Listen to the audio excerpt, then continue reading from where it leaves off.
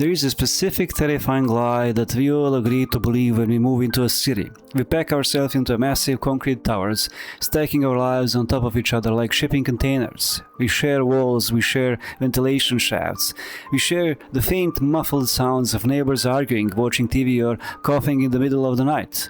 We live inches away from hundreds of other human beings, and we tell ourselves that this proximity equals safety.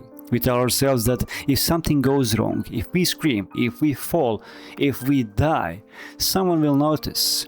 But the city is not a community. The city is a machine, and the machine does not care if one of its gears stops turning, as long as the rest of the engine keeps running. Welcome to the Social Void. Today we are traveling to Zagreb, Croatia. We are going to look at a story that completely shatters the illusion of human connection. It's a story that sounds like a gothic horror novel, but it's a cold, documented bureaucratic fact. We are going to look at the life and the incredibly long, silent death of Hedviga Golik. Hedviga made herself a cup of tea, sat down in her favorite armchair, and passed away. And then the world simply forgot she existed. Not for a week, not for a month, for 42 years. In this video we are going to explore the ultimate urban nightmare. We will look at how an entire society, multiple governments, and dozens of neighbors managed to completely ignore a decomposing body sitting just on the other side of a thin apartment wall. We will examine the terrifying efficiency of bureaucratic apathy and the dark, cynical truth about what it actually means to be independent in the modern world. If you live alone, you might want to leave a spare key with someone, or at least set an alarm. Grab a cup of tea, it's going to get incredibly quiet.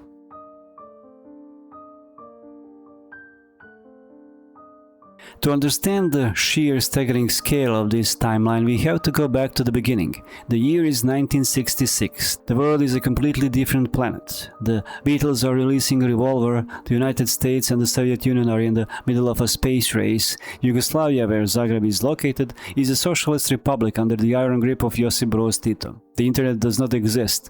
Cell phones do not exist. Hedviga Golik is a quiet 42-year-old woman living in a small apartment on the third floor of a residential building in the Medveščak neighborhood of Zagreb. She is described by the few who remember her as a private person. She kept to herself. She didn't make a lot of noise. She was the perfect urban neighbor, invisible. And one afternoon in 1966, Hedviga went about her normal routine. She walked into a small kitchen, boiled some water, and made herself a cup of tea. She carried the teacup into her living room, sat down into the armchair facing her black and white television set, and she died. We don't know exactly what killed her. A heart attack, a stroke, an aneurysm.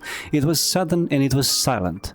Let's pause and look at the physics of what happens next. When a human being dies in a locked, sealed apartment, nature takes its course. The body decomposes. The water in teacup slowly evaporates, leaving behind a dry brown stain at the bottom of the porcelain.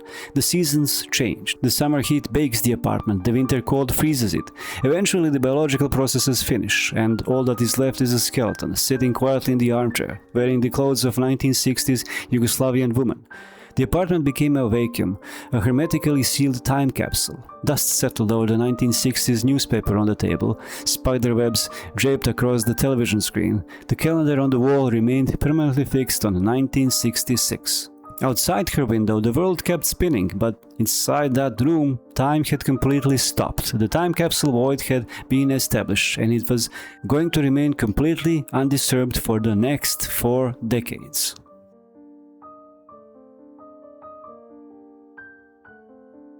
Now, the immediate screaming question that every single person asks when they hear this story is, how did nobody smell it? When a human body decomposes, it's not a subtle event, it's a violent, overwhelmed biological reality. The smell is designed by evolution to alert every living creature in the vicinity that death is present. Hedviga lived in an apartment building. She had neighbors above her, below her, and next to her. They shared hallways. They shared a stairwell. How does a building full of people ignore a decomposing corpse? Welcome to the proximity void, the terrifying psychological phenomenon where people will invent any excuse necessary to avoid dealing with a grim reality. According to the later investigations, the neighbors did notice a smell, but instead of calling the police or knocking on the door or doing literally anything that a functioning community should do, They rationalized it. They blamed it on the building's old plumbing. They blamed it on the dead rat in the walls. They opened their windows, complained to each other in the hallway, and then went back to eating their dinner. But what about Hedviga herself? Didn't anyone wonder where the quiet 42-year-old woman went? Now this is where the dark comedy of urban isolation truly shines. The neighbors noticed she was gone, but because she was a private person, they simply assumed she moved.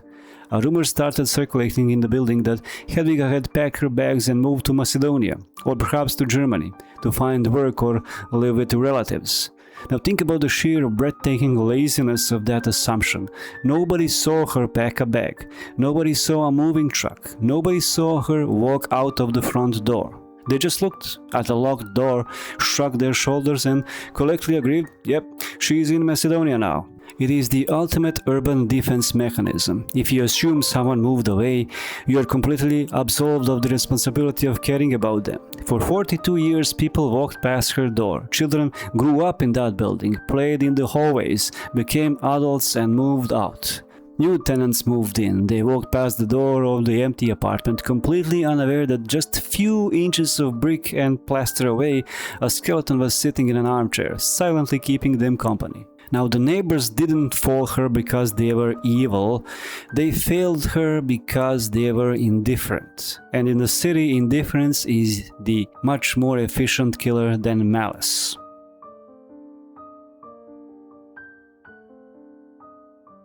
If the failure of the neighbors is a psychological tragedy, the failure of the state is a masterpiece of bureaucratic incompetence. Let's look at the administrative void. How does a citizen of a highly regulated socialist state simply vanish from paperwork for 4 decades?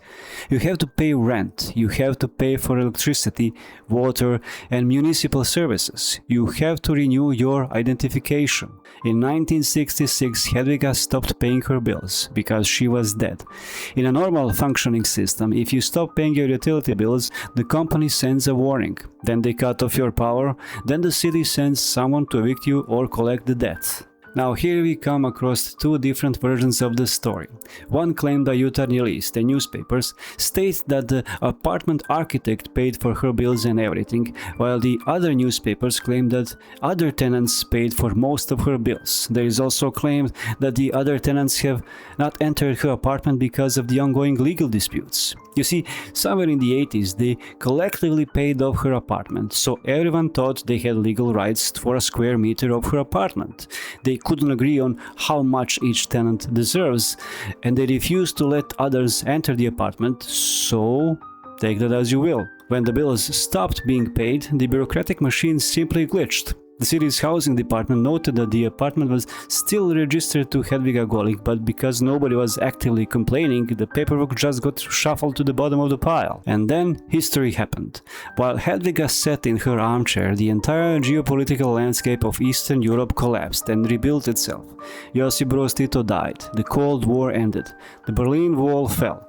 Yugoslavia violently tore itself apart in a brutal, bloody war in the 1990s. The city of Zagreb went from being a regional capital in a socialist federation to the capital of the newly independent Democratic Republic of Croatia.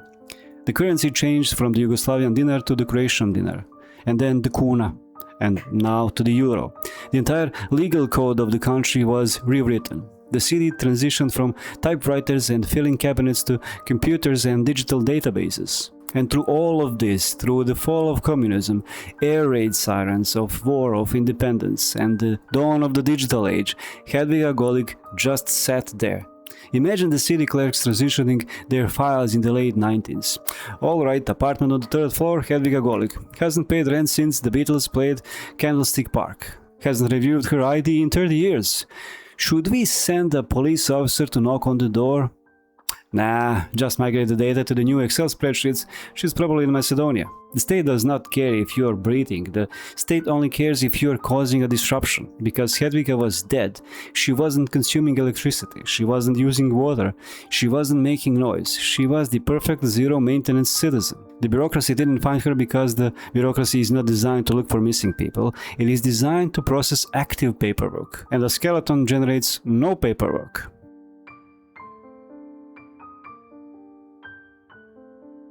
Now every glitch in the matrix eventually resolves itself. It just took this one 42 years. By the year 2008, the city of Zagreb was trying to clean up its property registry.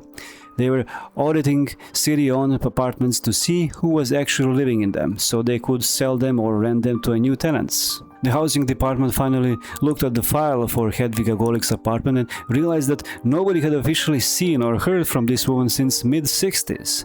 They decided it was time to establish ownership. On a completely ordinary day in May 2008, city officials accompanied by the police and a locksmith arrived at the building in Medveščak.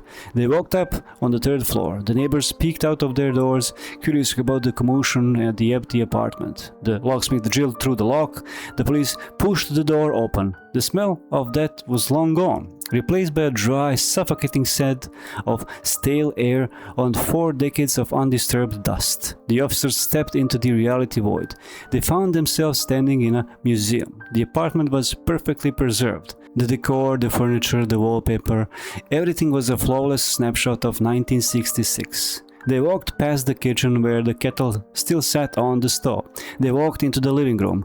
And there she was, Hedviga Golik, reduced to a skeleton, sitting peacefully in her armchair in front of a television set that hadn't been plugged in for nearly half a century. The teacup sat on the table next to her, completely dry. The psychological shock for the police officers and the city official must have been paralyzing. They weren't just looking at a dead body, they were looking at a mirror reflecting the absolute terrifying failure of their own society. When the news broke, the city of Zagreb went into a state of collective shock. The media exploded. How could this happen? Who is to blame? The police questioned the neighbors, who were absolutely horrified to realize they had been living next to a corpse for their entire adult lives. The city officials pointed fingers at the utility companies. The utility companies pointed fingers at the housing department. Everyone was desperately trying to find a specific villain to blame, because the alternative was too terrifying to accept. The alternative was admitting that there was no villain, there was no murderer, there was just a society that had become so disconnected, so isolated, and so bureaucratically blind that a human being could simply expire and be completely erased from the collective consciousness without making a single sound.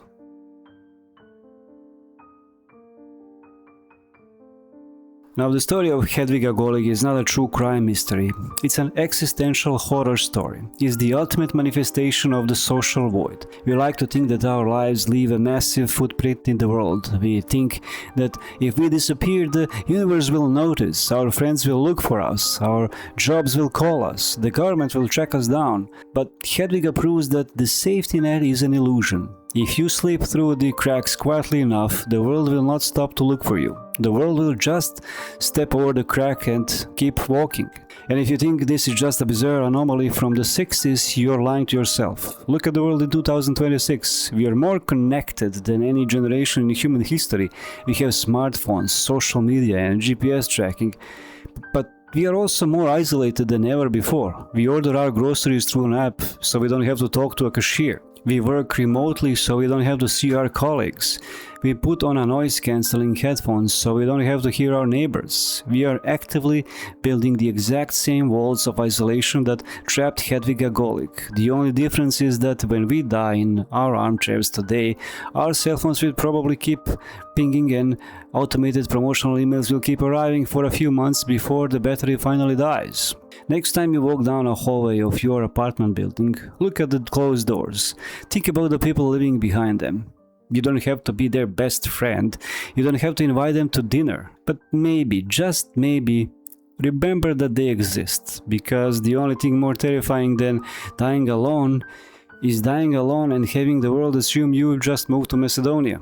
Stay strange, stay sharp, and for the love of God, check on your neighbors. See ya.